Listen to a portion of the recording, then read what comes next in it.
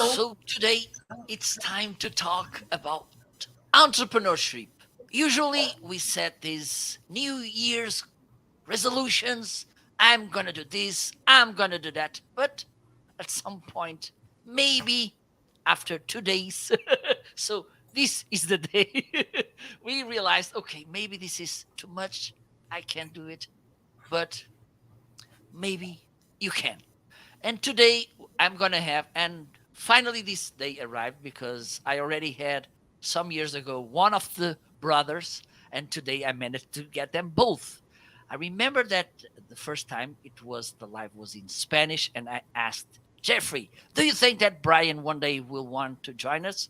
And he said, I think he will, but the thing is, maybe we need to speak English. So meanwhile, I didn't took classes, but I managed to improve my English. So this is kind of my entrepreneur way to do things. And we are going to talk about their new book, and maybe we can bring some of their other books because they have lots of them. Best-selling authors. They are the amazing Eisenberg brothers. Let me see if they are there. Hello. We are here. How you doing? Welcome. First of all, thank you so much. Jeffrey, thank you so much for joining again. Bryan, thank you so much for joining for the first time. And let me share this with you. Since I got this Amazon live thing, I thought you should come to my show because you have so many insights about Amazon. Maybe today we can bring also the Be Like Amazon book because I think you have there some amazing insights, not just about Amazon, but also about how to make this customer oriented business work. Because I think sometimes people, and maybe we can talk about this later, because some gurus they have some kind of crazy ideas that for me doesn't resonate that much.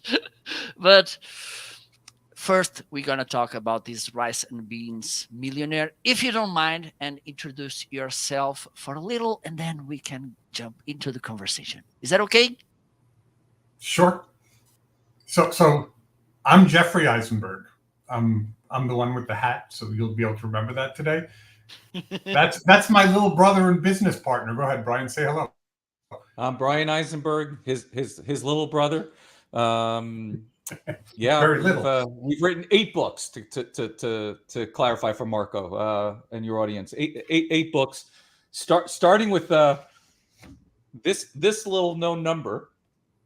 Okay, and I'm gonna teach you the 30-second lesson about entrepreneurship and a book.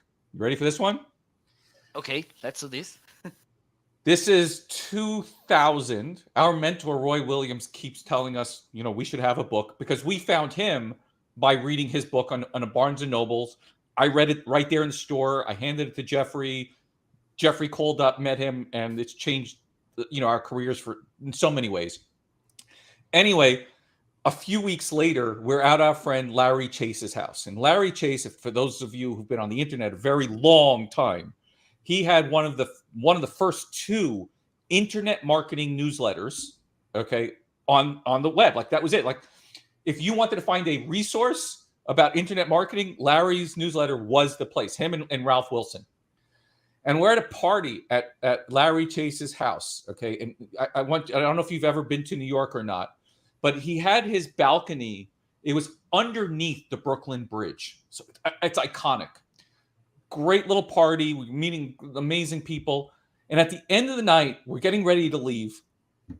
And Larry stops and says, hold on. Let me get you my $35 business card. I don't think I have the book here, Bryan. It's just too old. Yeah, I've got it here somewhere too, because it is that kind I think of it's in a box, but it's this thing, right? It's a book. But that's what his publisher would charge him for them. But to give them out, it would cost him $35. It was crazy. And so Jeffrey and I went back and we started thinking about this on the drive home from Manhattan that night back to Brooklyn. And we said, okay, we need to write a book. And we're like, okay, if we're going to think about it like a business card, how much are we willing to give away if it costs us in a business card? So we self-published this first book, Persuasive Online Copywriting. And that book set up almost everything else. People want to know, well, how do you become well known as an expert? Jeffrey and I, when we started, it was about $2, by the way. Just so yeah, you know, it was under $2 it cost us. Just so you know how cheap we really are.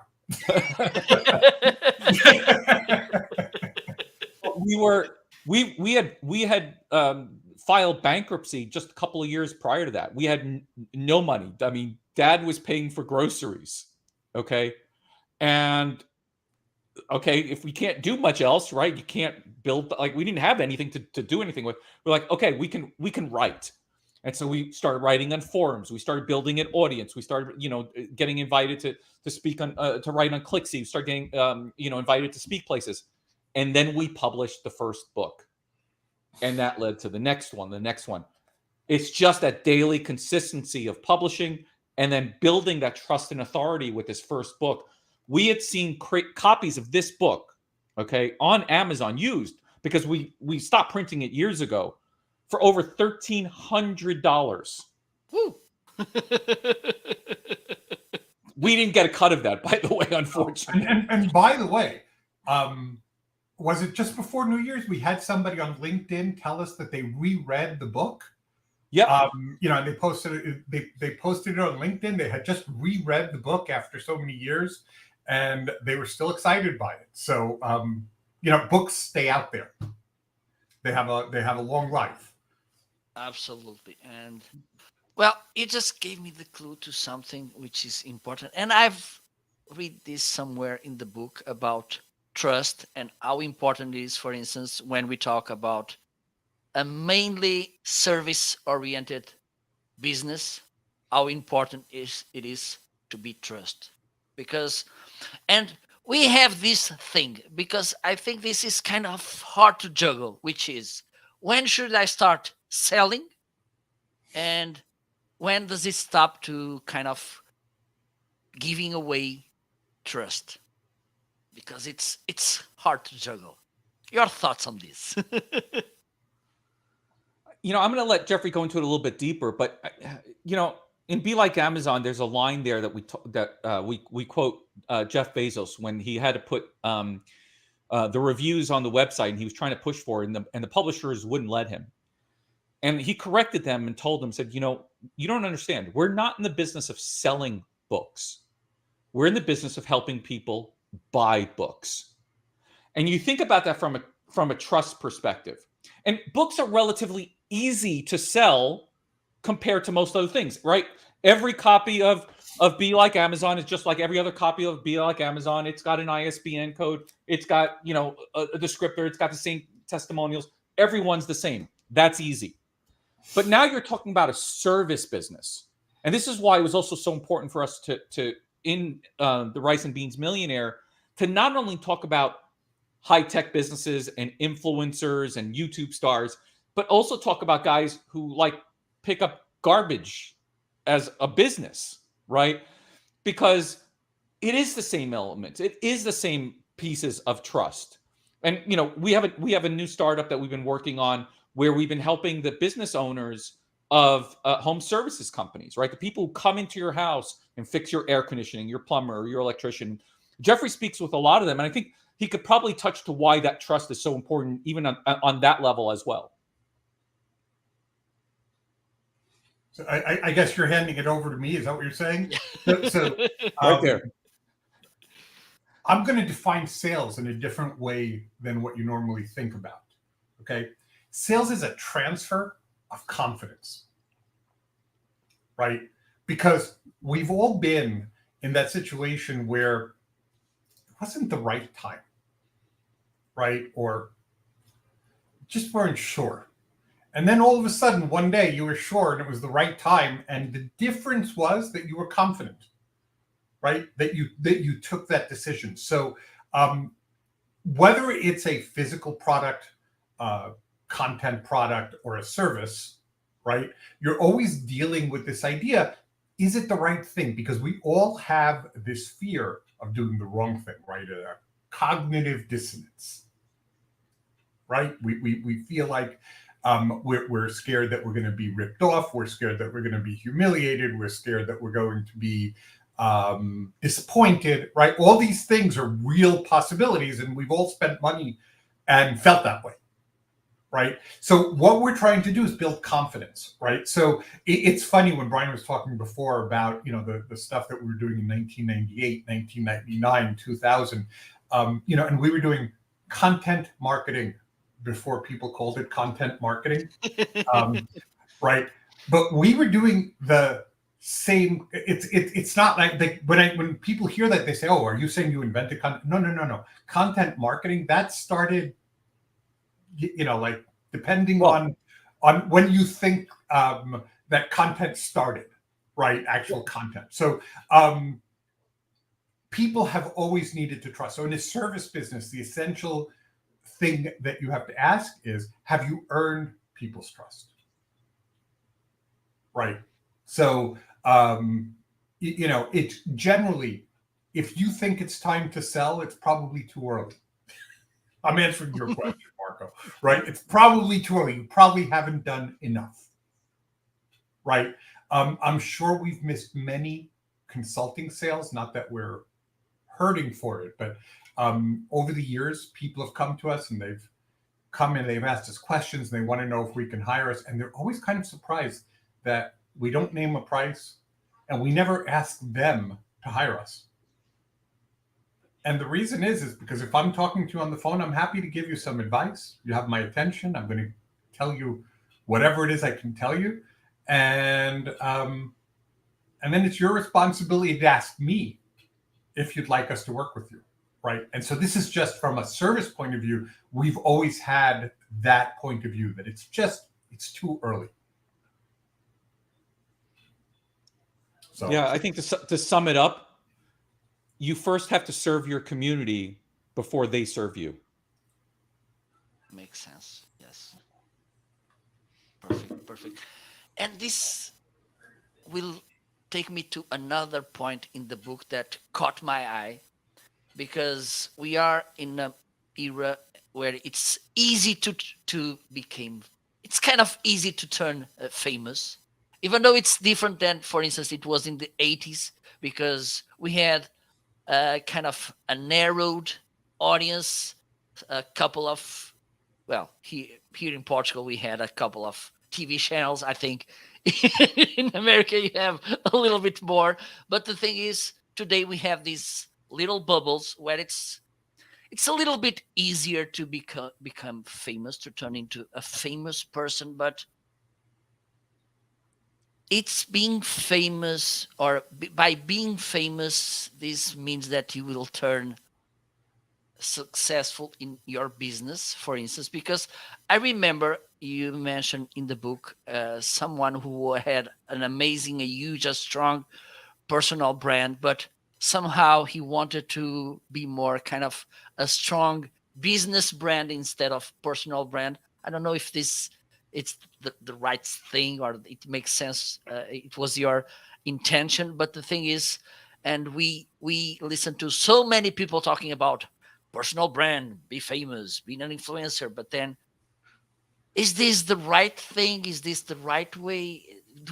Should we be famous to be successful, or how can we define success? For instance, I think it's a great question, and you know, it comes back to something I actually posted yesterday. You know, there was a study, and they asked kids what their number one career path is right now, what their choices would be, and their number one is to be an influencer. Okay, YouTuber or TikToker, yeah, or YouTuber, right? And I think that's great. You know, and you know, to talk about like one of the stories inside the book, you know, my good friend Amanda Russell, right, has a book called, you know, about influence. There's a difference between famous and being influential. Okay, being influential means you can change the way people think of things. Now, look, if you're friends with Warren Buffett, okay, you may not be famous, but you probably have some influence over your friends about what stocks they purchase, right? Or how the market's going.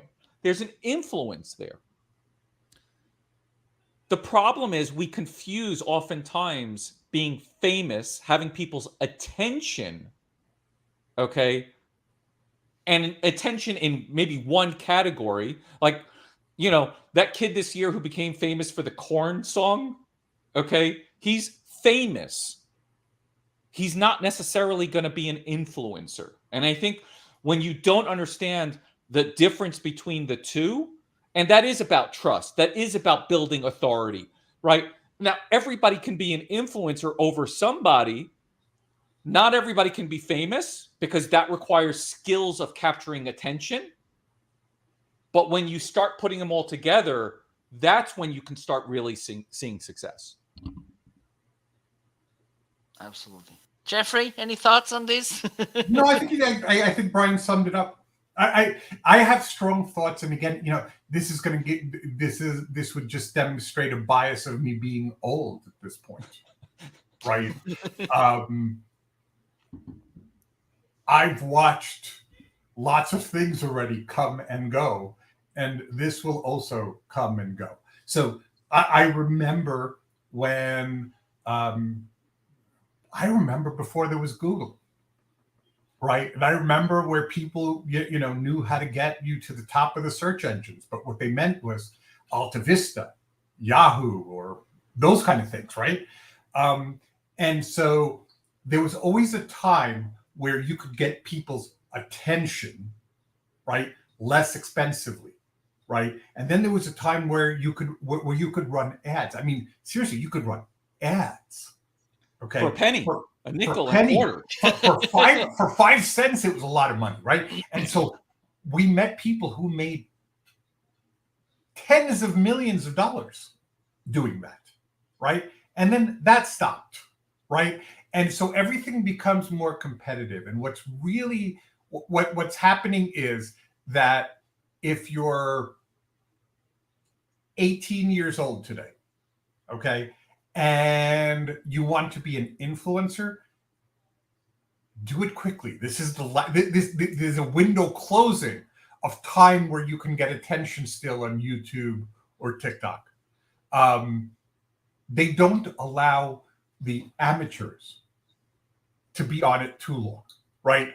Eventually, it takes much bigger money, much bigger effort, much better connections. Am I making sense, right? So, if this is something you want to do and you think that you're going to do that you have time, you don't have time. This is probably the last gasp of relatively inexpensive fame. And to tie that in, just, there are cycles, and we've seen this since the internet first started. Everything starts with the word first, and then we see people explode through there. Then come the images. So you think about it, right? What was the first thing? We had Twitter and we had Facebook, and we could put little status things. Then we start adding images. That went to Instagram. Okay. This happened early internet phases too. And then all of a sudden you get to video. Video is the last medium that we capture. Okay. Everyone wants to dream that 3D is going to be the thing, and virtual reality. It may eventually get there. I don't see it anytime early, but video is that last thing. And so, okay, now everybody can do video. So if I have so much, how do I stand out? Well, it's going to be in the production. It's going to be in the talent, right? And eventually that's what's going to draw all the attention, not everybody doing it. It just can't work for a very long time. Absolutely. That's the thing. And it just made me think about two of the important topics you covered in the book. One, it's more explicit. The other one, you should pay attention to.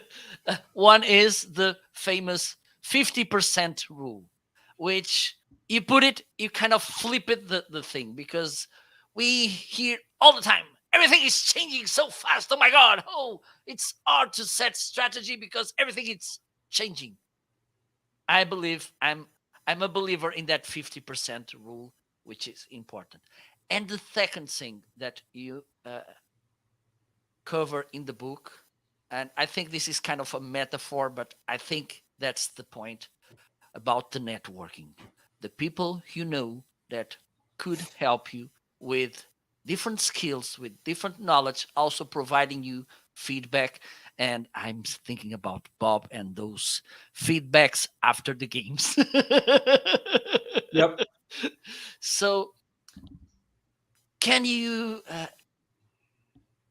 talk a little bit about, and you can make choose the order about this 50% rule and also the importance even today, because we think this is easier and it's this that six steps of distance. Maybe today it's a little bit shorter, but it's important as well. It's Yeah, up to you. I'm gonna let Jeffrey cover the first rule about change and how to manage that. And I think, you know, we learned a great lesson when we were consulting for Google, and you know, one of the main leaders there, you know, he had a phrase, and I'll let Jeffrey share that story, and then when he's done, I'll come back to talk about the network side of it. I wish I could pop the picture up. If we had known, I would have, because I know that I still have that picture. So we worked for a little over a year with Google AdWords as their AdWords consultants. So we were helping them to grow beyond, right? And so I can't talk too much about what we were doing there, but one of the interesting things is the head of the division, that the vice president, had in his office a guy who had sent him a CD, okay, with a check, right? And he said, please put this on AdWords. Okay, now we're talking about probably 2014, 2015, right? So it's about 5 years ago, right?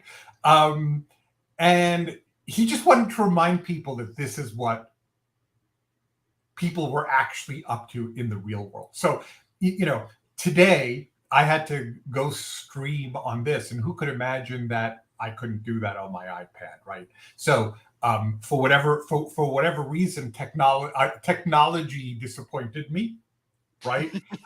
But I tend to stay relatively current. I'm, you know, relatively current. I think all of us, and most of the people who are probably watching this are relatively current. But we have to remember that that, you know, here in the U.S., where we have a highly developed e-commerce, right? It's still only 15% of the market. Under 15% of the market, right? So 85% of people, they still want to go to a store, do this. I mean, I live on Amazon, right? I mean, I have dozens of boxes that come per week. I can't imagine going to a store if I don't have to, right? You have to almost hold a gun to my head to go to the store. But that's the reality for most people. They after the pandemic, right? People rush back to the stores. They love it, right? So first, things change. Nothing changes as quickly as what you think, right? Whenever you say, "Oh, this changes everything," okay, add that plus 15 or 20 years, right? And I think that's the number that it actually takes. My wife is the last of 10 children, right? So she's the youngest of 10. And on New Year's Day, they had a get together where they used my video conferencing service, and I refused to be involved in the setup. Okay, but she decided that she would take 90 minutes, an hour and a half beforehand to get all of them on. Okay, now 9 of them tried. Okay, 6 of them finally made it. 1 of them was able to join by phone. So 7. 2 were simply unable to overcome it. We are in the year 2023. And I just want to remind everybody, right? 2023. Okay. And so I don't know. I think I started using things like GoToMeeting and WebEx that were in both former 2001, clients. 2002, so 20 years. It's about 20 years, right? Maybe a little bit less. And we still have people who can't actually figure out how to use those things. So hold your horses, okay? Don't get so excited, right? There's still business to be done. And people want to change their entire strategies, their worldviews based on technology, right? Technology is just a different way to implement successful tactics. Your business strategies still have to be based on some fundamental things. And I'll let Bryan take it, because I've basically fed him the instead of looking back 10 years, let's look forward. Go ahead, Bryan. Well, and it comes back to what Sajak used to tell us all the time, right? One of the principles he learned at Google was imagine that you're constantly walking on quicksand. Okay? Like, yes, it feels kind of safe, but at any moment it's going to be a little more slippery, but it's going to be a slow sink. Things change slower, but they're always changing. And I think that's an important aspect to realize. So we should look for change. Don't get me wrong, because change oftentimes brings opportunity, but you have to be careful, right? Not to over invest in it, right? And get so caught up in the shiny object, right? That you miss those fundamentals. Okay. And coming back to what we mentioned earlier, right? The guy who posted the picture of the book, there's a chapter here in Persuasive Online Copywriting talking about, writing to the meat, right? Versus the vegetables. I forgot the exact title of the chapter.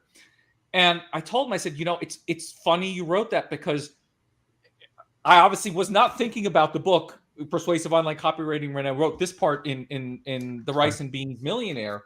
I talk about his success strategies. But the phrase is talk to the dog in the language of the dog, right? About what's in the heart of the dog. Dogs want to talk about meat. And mine might want to talk about cheese too, but that's because he's spoiled. But basically, right, you want to talk to your dog about meat, because that's what excites them. That's what gets them going. Right. That's what gets their attention. That's what gets their interest. That's what gets them salivating, right? That's what gets them sitting, jumping, whatever you ask them to do. And it's the same here. The problem is, in the last 50 years, okay, all these sales trainers have gone out there and says, well, you got to sell the sizzle, not the steak. Yes, sometimes, but the majority of people really just want, as you showed earlier, right, in Portugal, you ask for a steak, it's that big, okay?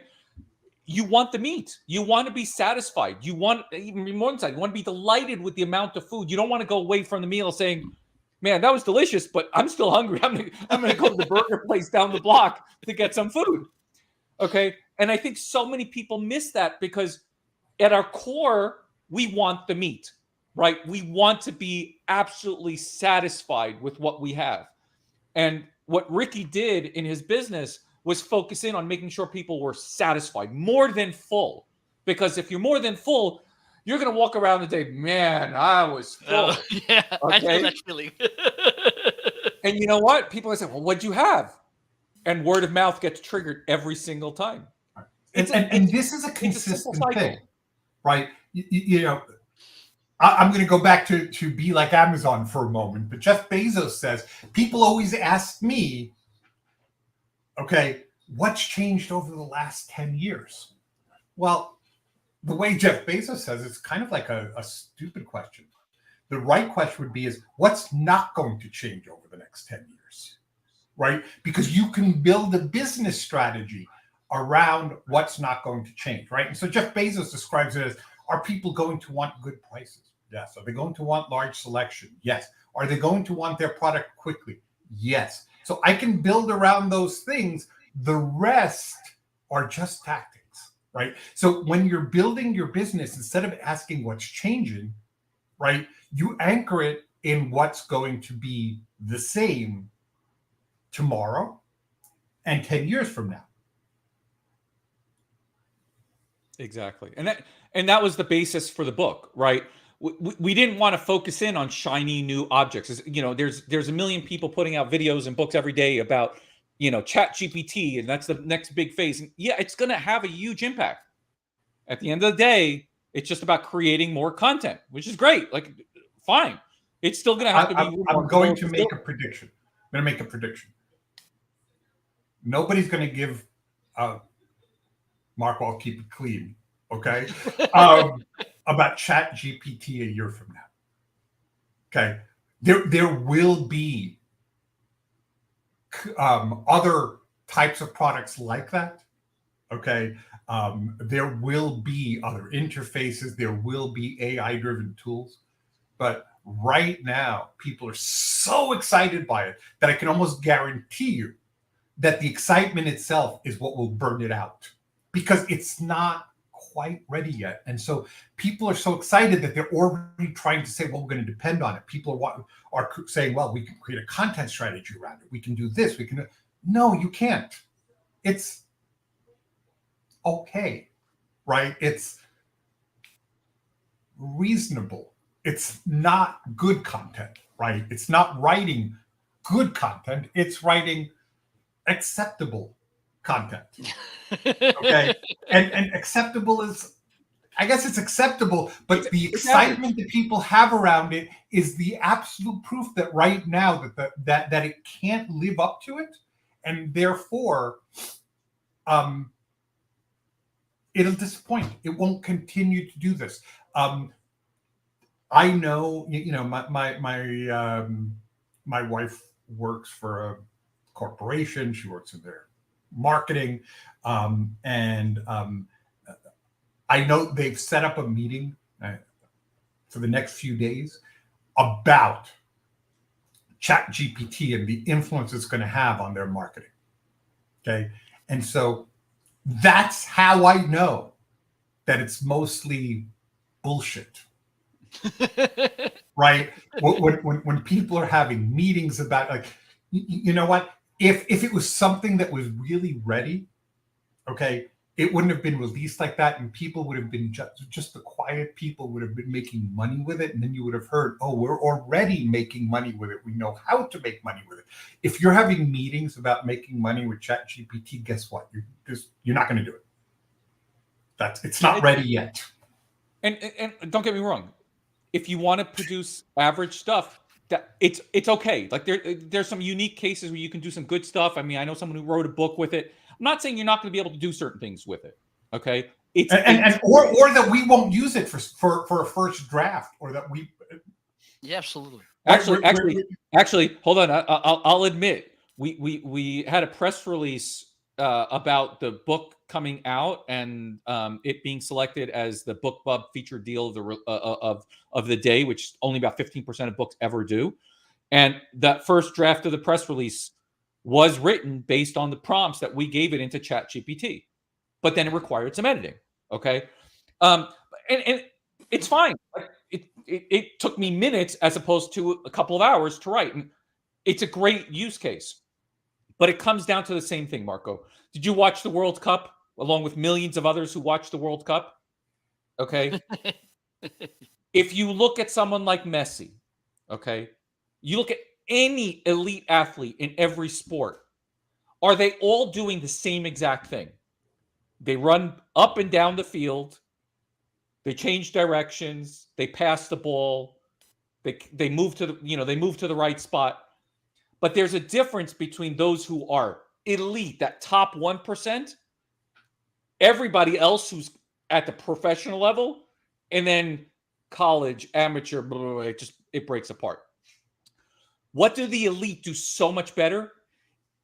And I mean, I know for my friend Dennis Yu, for example, right? He talked about he watched Steph Curry, the basketball player, right, practice. And he can shoot from all over the court. He went viral again this year for shooting from like the opposite side of the court, just shooting the shots in the basket. How? Because he spends his time every day, hours and hours, where people are sleeping and not paying attention on the most fundamental, boring, basic thing. My friend Alan Stein, he's a performance coach. He wrote the book Raise Your Game. Same thing. He went to watch Kobe Bryant practice. He was there an hour before he got there. All they do is over and over till it's flawless. And you think about this from a startup perspective, okay? Because we've consulted countless startups over the years. Who are the best startups? Every day they build. Every day they communicate well. Every day they build trust. Every day it's the same fundamental principles that they have to do. They pay attention to their cash flow. If you're not paying attention to these things, okay, these fundamentals, you can't be elite. And I think that's the part that most people absolutely miss in business. And when we go into consult, it's usually never something major catastrophic in their thinking. It's they forgot something simple. And I'll give you a simple example from Google, okay? Just super simple. We went, and in some pages they would talk about how the lowest cost of an ad was 25 cents, and in other places they put somewhere else, and we just said, hey, you have to be consistent in your message. That accounted for a significant lift. It doesn't have to be rocket science. It's back to fundamentals. Just like great cooking, by the way, too. Yep. There's a guy that Jeffrey. I don't know if you remind Jeffrey when we were at Madrid. There was this Brazilian guy, the SEO expert, that he says since then he didn't change his mind. Advanced SEO, it's basic SEO. Yes. Because, and we saw this 2 years ago. In fact, the best SEO, right? The best search engine optimization is simply having really good content that answers the questions the way that your audience is thinking about it. If you think you have the question answered, ask the question differently. Ask how, ask why, ask what. It may be the same concept. You write it several times and you'll know. Now, the rest of SEO is the tactics, right? Is all the technical aspects, right, of what a search engine can read, can't read, how it covers it. But the bottom line is that first you have to have the content that the searcher is looking for. Why? Because the search engine makes their money by delivering the very best content to that audience. So they're looking for that, right? And it's in their interest to do that. So fundamental, right? Now, there's hundreds of things that I could start writing and saying, okay, now I can complicate that with technical SEO, with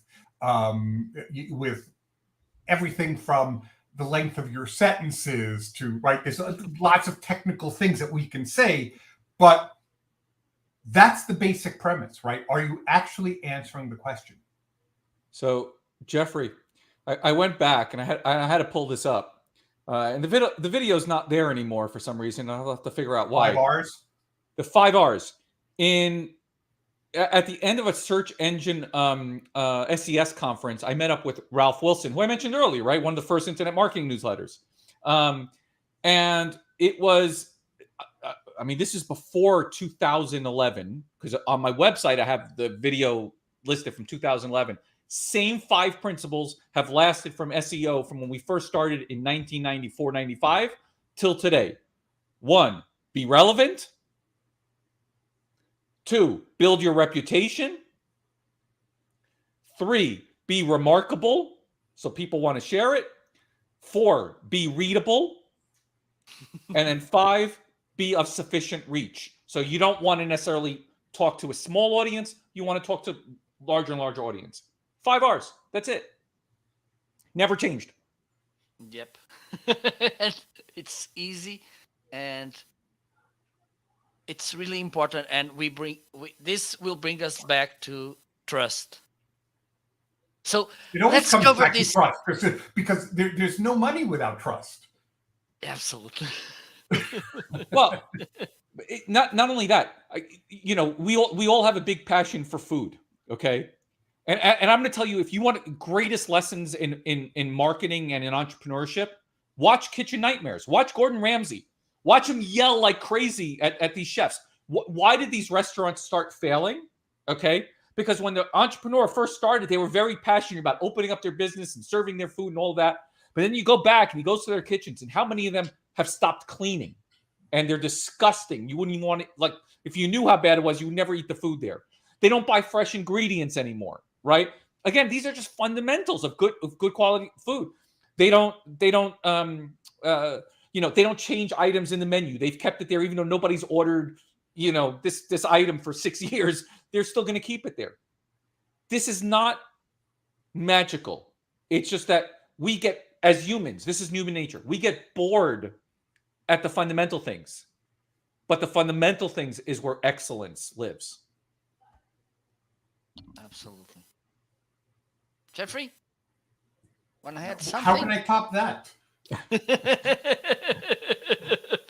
You could say the same thing in Spanish for everybody.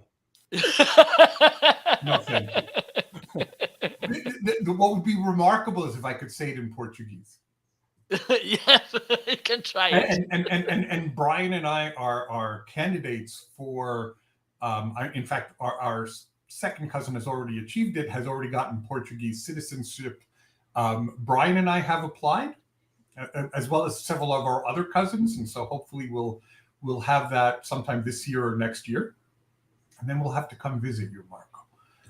Well, you'll have to show me where to get the little custard tarts that I've heard so much about. Okay, no problem. You know what I'm talking about, right? What is it? Nata? Yes. And there's this thing. Hold on. By the way, there's a lesson right there. Did you miss that? See, you created enough trust, and you pointed something that was remarkable to Jeffrey, that he remembered that, and it's going to create this word of mouth experience. Okay. Absolutely. But no. These are world famous. These little custard tarts. I get it. Lisbon is world famous for making custard tarts. But I'm not a fan of custard. I wouldn't have remembered that. That's the difference. Let me share one secret with you, because this is important. Okay, this is important. This is important. And this is also something important about the story. And we can talk about this in a while, because before we need to talk about networking. But the thing is, once I was there, and because if you look at both cakes, they look the same or almost the same. There's pastel de nata, which is kind of broader, and then there's pastel de Belém, which is dedicated to the place where they have the store and also where they make them, which is a little, how can I say, place inside Lisbon. It's close to the river. It's a beautiful, if you Google it, Belém in Lisbon, it's an amazing site. Okay, so once I was there, and I think someone called me, and I said, look, I'm here in Lisbon, Belém, eating some pastéis de nata. Then the waiters looked at me like those killing eyes, like, you just made a scene. Because here it's pastéis de Belém. They have huge queue lines waiting to buy these pastéis de Belém. I think that Jay Bear already was there, because he loves Lisbon as well, and Portugal. And they are really nice. They are really tasty. But here, close to where I live, in the town where I live, we have another really awesome cake. Call it Bola de Berlim, translated Berlin Ball. Maybe sound a little bit awkward. That's appealing. It looks even a little bit awkward, but it's really tasty. I don't know if you ever heard about Brazilian writer Jorge Amado. Was one of the biggest writers in Brazil. He was a close friend to the former owner of that bakery. And even, for instance, the main room, which is not as main, it's a small room, but it's the main room there, that old-fashioned cafe. and the name of the room is Jorge Amado Zeligatai, which was his wife by those time. Both of them passed away, even the bakery owner. But the thing is, and if you ask about Vienna cake, there you go, bolas de Berlim do notário. So this is how this consistency. But now I want to cover this important thing, which is the networking and knowing the right people. And if even though that for that moment that person it's not the right one, he can introduce, he can link it to the right one, and also with the knowledge. And this is something nice as well. I'm not talking about this sneaky thing about picking brains, because I'm completely against this strategy. But when you have, and I love networking, is it important to succeed in this entrepreneur world? Yes, but it's the opposite of picking the brains. So what you need to be thinking, okay, and it's strange because Bryan, I mentioned we've started a startup in a different industry, right, in this home services industry, and people have been a little bit surprised. So here's the thing, like you talked about famous, like people know us in internet marketing, they know us, okay, in there they don't necessarily know us, okay, and so we've approached people and offered them help and given them advice and helped them without asking for anything. And they're always kind of surprised. Like we've actually had more than one big influencer say, "What do you want?" And the answer was, "I'm not even if I wanted something, I'm not ready to ask you because our product is still in development. We do this, we do that. We couldn't handle like I couldn't handle the business that one of those big influencers could actually bring." And I said, I want to be your friend. And he was like, "Oh." He says, "Well, you've done that." I said, "Well, then good. Then I've done a good job." I said, when I ask you for something, it may not even be the right moment. And when I'm ready to ask you, I may not even need it, right? We may have achieved it a different way. I don't want anything. I want to see how I can help. I'm trying to become a friend. And so we've had over the years people approach us with that mindset, and we've been really well disposed towards helping them. Well, right. So the idea is, don't think about what people can do for you, right? If you can do something valuable for other people, go do that. That's how you network. That's how you actually make the connections that matter. And Marco, it comes back to one of the points we make in the book. You are the people you hang around, right? They say you're a mix of the 5 people you hang around the most. This is why your spouse is so important to where you're going to be in life. And it's if you want to change your path, you need to change a little bit of yourself. You need to find ways to, as I mentioned earlier, serve your community, and your community can be your mentors, right? Find ways to bring value to them first, and they may be able to bring value to you later on. And as I said, we've gained greatly by our relationship with Roy Williams, and everything that he's accomplished with the Wizard Academy.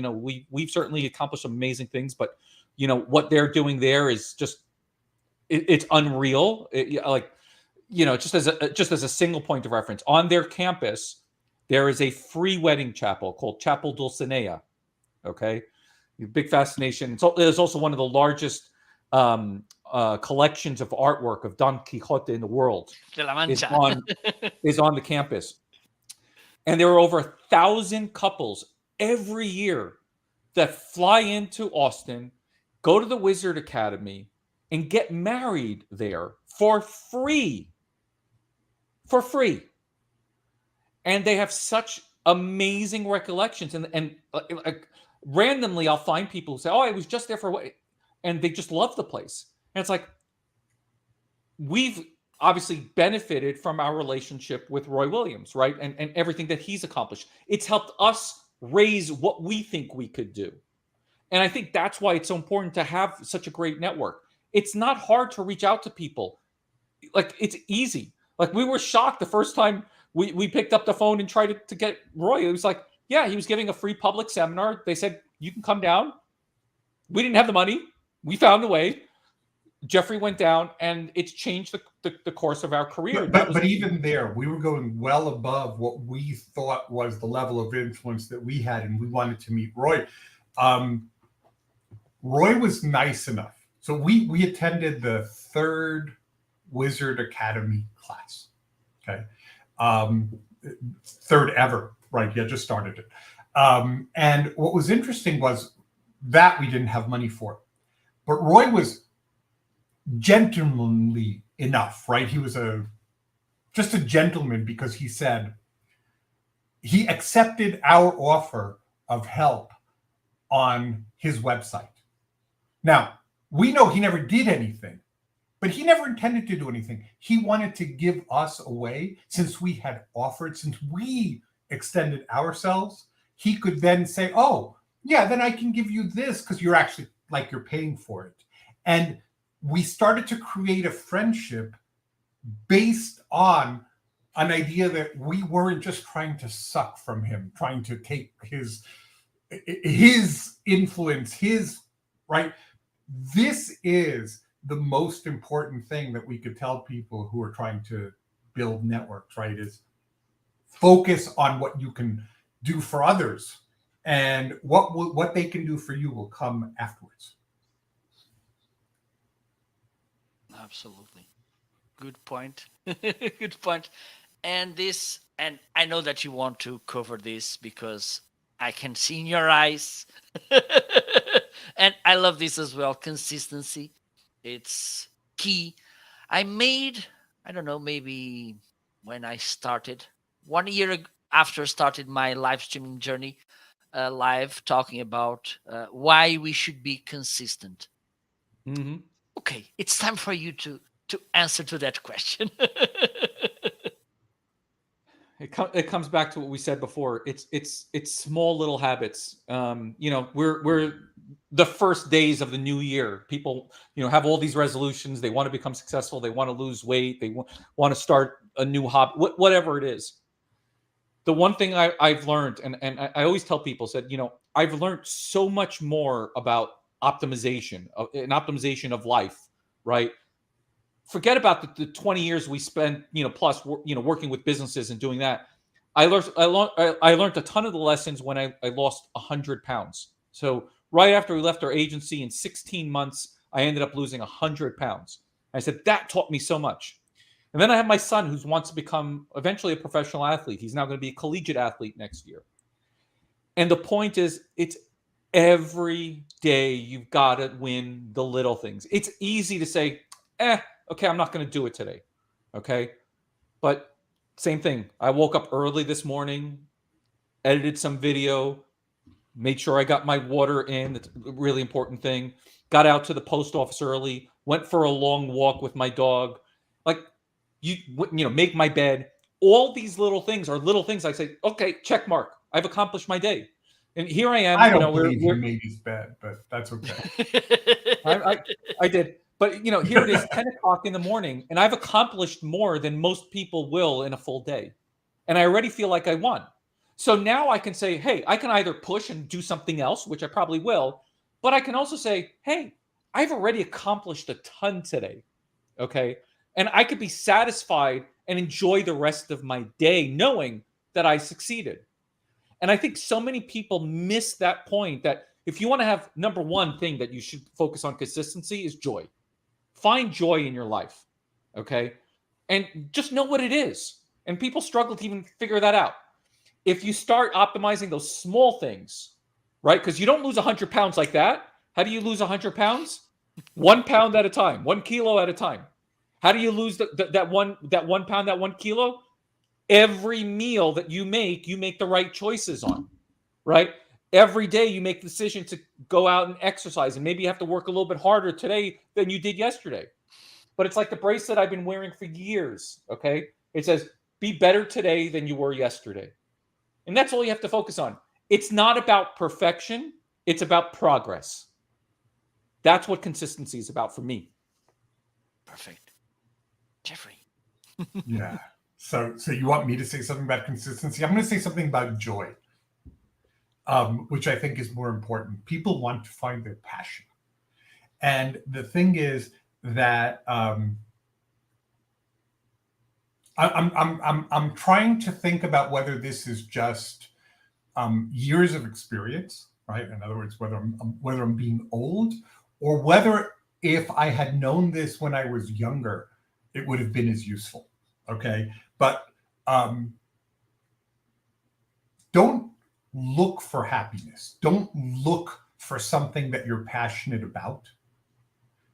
Decide and make a commitment to something, and you will become passionate. Don't wait for something to make you happy. Happiness doesn't come from anything, right? Decide to be happy, right? And again, unless there's some sort of uh, chemical reason or terrible life circumstance, no, I mean, these things happen, but if you decide to be happy, you can be happy. Go enjoy. These are conscious choices, right? So the consistency is decide what you're going to do and go do it, right? That is how you build your passion, right? Passion isn't about the easy conquest, right? Passion is about the hard fought. Um, Boy, this is hard. And if you look at passion, which has the romantic concept to it, right? Um, the best stories are always about overcoming terrible hardships, right? That's the actual part that passion does. It's Or not even right. It's or even easy Don to be, Quixote, Jeffrey, yes, right? it's easy to be in love, right, with the bright shiny object, right? But fall in love with making your life better, right? Fall in love with making yourself better, right? And then that will build. So again, like I said, I don't know if I sound like I'm 90 years old there, because I'm not, right? But I'm hoping that the consistency is about what's consistent in your head as much as in your body. Absolutely. Absolutely. And these days we are that's a challenge by these days because we see so many people trying to sell us the idea of what is being happy. And the thing is, I think what they are building is completely the opposite because they are trying to sell us that we should have a Ferrari, uh, an amazing house, lots of dollars in the bank, and the thing is, happiness comes in so many different dresses that we can't kind of tell to someone else, look, this is happiness, this is success, this is what you should be. What one of my I've been favorite happy. I've been happy with $3,000 a month. I've been happy with $13,000 a month. I've been happy with $30,000 a month. And I can tell you, there's no difference in the quality of the happy. None. Right? It's all the same happy. Yep. It's one of my favorite little parts of the story. If you remember, Marco, where Ricky comes up to a guy who sells shaved ice, right? And one of the guys are telling him about the gentleman who's selling the shaved ice, and it's like that gentleman. He's working hard every day, pushing around his cart with ice, trying to make $1 here, $1 there, but he's happy. He's happy with what he's doing for his family, right? That's important. He always has a smile on. He always tries to impact other people when he meets them. It's not hard to be happy. You just have to work at finding the right thing for you. And all Absolutely. we want to do is give people some tools. That's it. Absolutely. And talking about tools, I think there's a book, The Rice and Beans Millionaire, which is an amazing tool. Give, okay, both of us, of you, two reasons. So at the end, they will be four. Why this book? It's a really nice tool to become more happy, more entrepreneur as well. I'll let Bryan go first. So I'll start with one. I wrote it because I wanted to impact first my children, okay? And my kids range from 13 to 21. They're beginning their life journeys, they're beginning their fortune. And I wanted to give the readers, the audience, right, my community, the same advice I give my kids, okay? And I didn't want to put it in a volume that thick because while I may have years and years of experience, if I can explain it simply to where you can read it in about an hour, I know everybody's busy, everybody's distracted, everybody's attention's everywhere. Every chapter, there's a lesson. You can finish it in about 3 minutes. So if you want to take it to the bathroom, you want to take it to the beach, it's easy. Okay. You can find Yes, joy. it, And first of all, knowing, and one of my favorite things about post this past week have been people saying, I read my first book of the year because it's so quick and easy to read. Okay. And yes, that's great. it's really, Small yep, habits. yep, absolutely. The second one is it's based on true stories. So while it's a fictional story, you may not recognize every character, but there are real people and real stories that you will recognize in the book. People like Peter Shankman and Amanda Russell, and there's tons of them. We weaved in the reality with the fiction so that everybody can see themselves in that book and find that. I don't care if you're a 12-year-old making over 10 grand a month, or you're a senior citizen, or anywhere in between, whether you're male or female, whether you're white, African American, Hispanic, it doesn't matter. You all can have the freedom you want in life if you choose to take the steps. Absolutely. So I have to get two more reasons, right?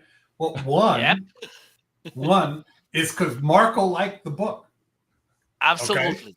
And so if Marco liked the book, and he's an influencer, you'll I mean, probably like the book. But I think that the last one is actually more interesting. So Bryan said before we've published 8 books. Okay. Although they've been collaborations, there's been different leadership on each book, right? So I could say that Waiting for Your Cat to Bark had much more of my influence than this book, right? Or that Be Like Amazon, okay, that I was very, very, very much involved. In this book, this is very much a book from Bryan, and I say that in the following sense. I collaborated with him. I helped him. The geekiest chapter in the book, which is about financial statements. Yeah. I'm sorry. That's me. But this is something that Bryan did from the heart. So I, part of the reason why I'm wearing a hat today is because I'm undergoing chemotherapy. I'm having some treatment for cancer is going very well. I should be well. I haven't told this publicly to people, but I want to say this is the book that comes from my brother's heart, right? This comes, like he said, for his children. That's not a small thing. This is the book that he felt so important to share, right? That he worked hard enough to make it really simple. Now, if you go to something like Waiting for Your Cat to Bark, this book is the most complicated book you'll ever see. Like seriously, okay? I remember Roy Williams saying to me, this is like 9 books. You should have made 9 books, and then it would have been more readable. Okay, it's a really good book, but it's dense. It really, like, we felt like we had so much to say, and we said it all. Okay, in here, this was the things that came from Bryan's heart as the most important things that he wanted to say if he could only spend an hour with you. Okay, and so I'm going to say I think that's a reason to do it, right? If you wanted a mentor, if you wanted to understand from somebody who's had a certain level of success, That's why you should read this book. Great. Great. I'm just going to add two things, because if this is something that you're saying to your son, maybe this is really important. And the second thing was, it's a funny story. I don't know if this is true, but it makes sense to me. Some time ago, someone asked to Seth Godin to write something about a given topic. And he gave him a kind of a good deadline. And then once the time is arrived, and Seth Godin just sent him a couple of lines. And he said, "Just this?" And Seth Godin replied, "I had time to think about it, so I made this short." Yes. And by the way, the story is originally ascribed to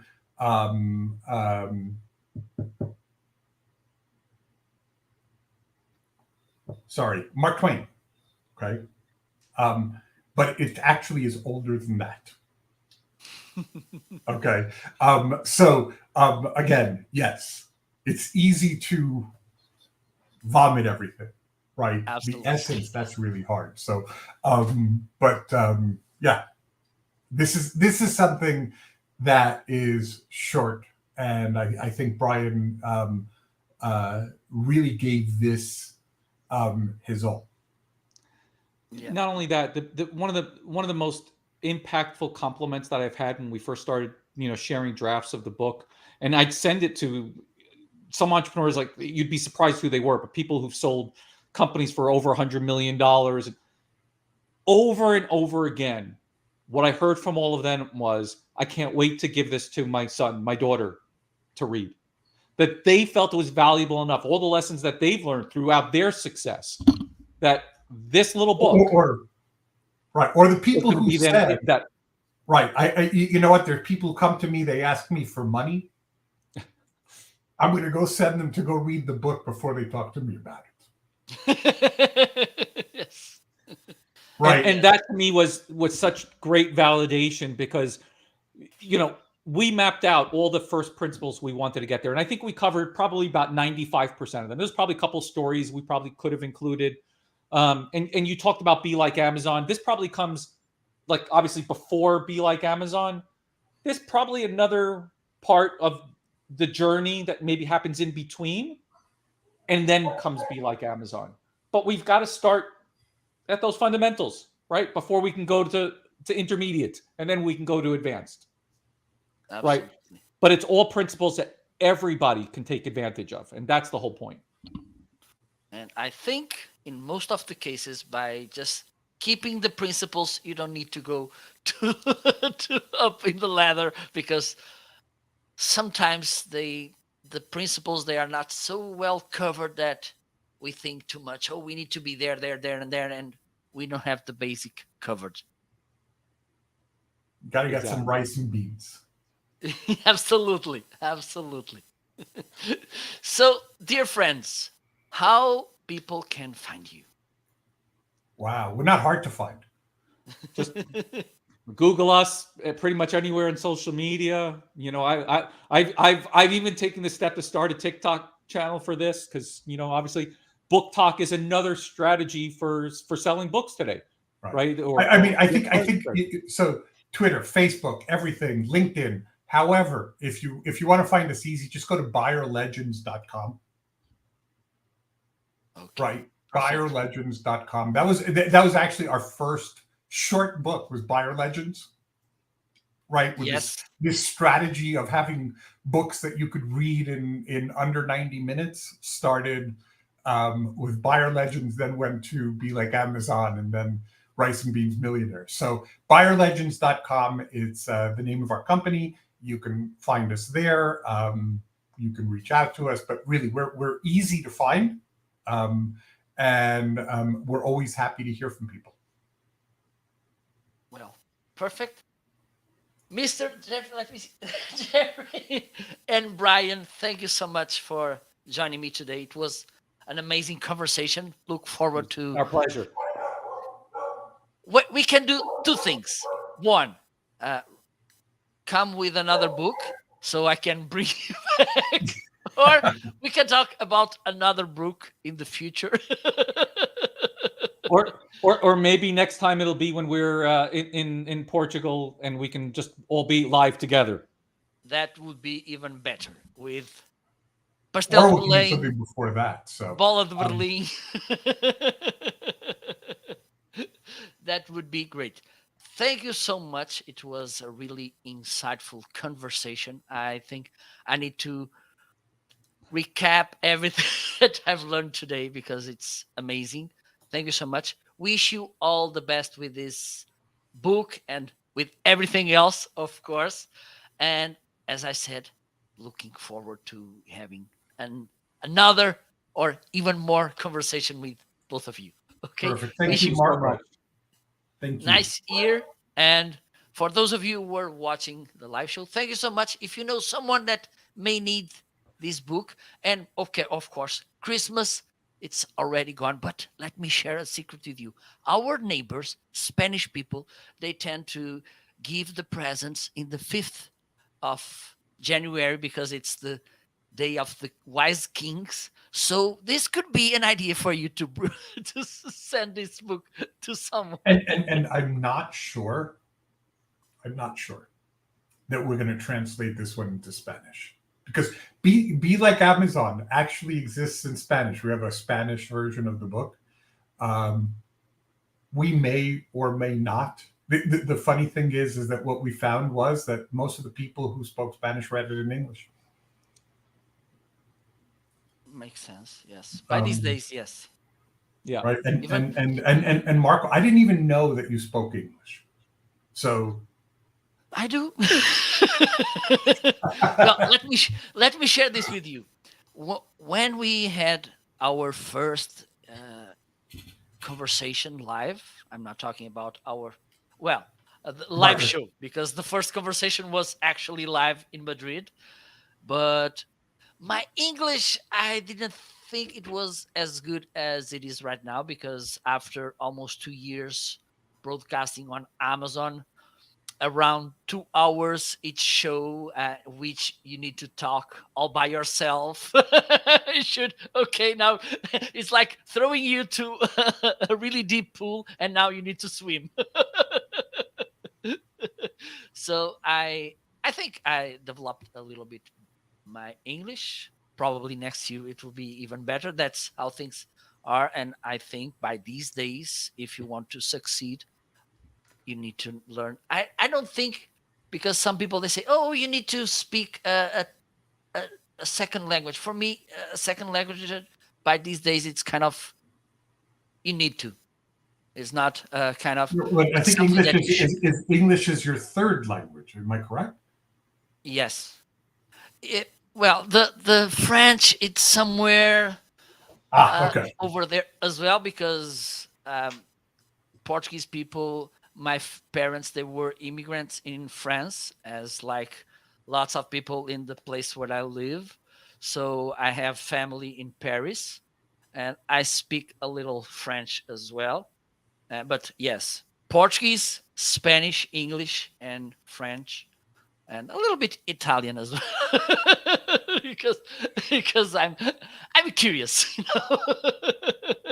and a good thing for me to learn languages is listening to music because it's a nice way, at least for me, to learn. So that's the thing. I learned by watching Netflix.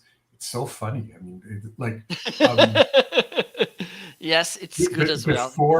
before I visited Rome, I Mhm. remember that I looked for shows in Italian, right, on Netflix, and I just got my ear accustomed to it. And I won't tell you that I spoke, right? I mean, like you know, Yeah, but like yes, like everything else, it's mostly Spanish with a few extra words thrown in. yes, But yes. right, but I was able to really understand. I got my ear used to it, and Yep. so I still listen to. I still watch shows in Russian, and again, my Russian isn't fluent anymore, but my understanding for shows and movies, no problem. And so you have to be able to listen for it. And I the funny thing is I have a hard time watching the Spanish shows with subtitles. Right? So my wife doesn't speak Spanish, and it's very annoying to read subtitles when they're wrong. Yep. Right? You know what I'm saying, right? Because they're not really perfect. And so I'm sitting there saying, I wouldn't have translated it that way. So Indeed. So after this language small talk, time to finish. Thank you so much. Maybe I will be live later on Amazon. Stay tuned. Bye bye. bye-bye. Bye.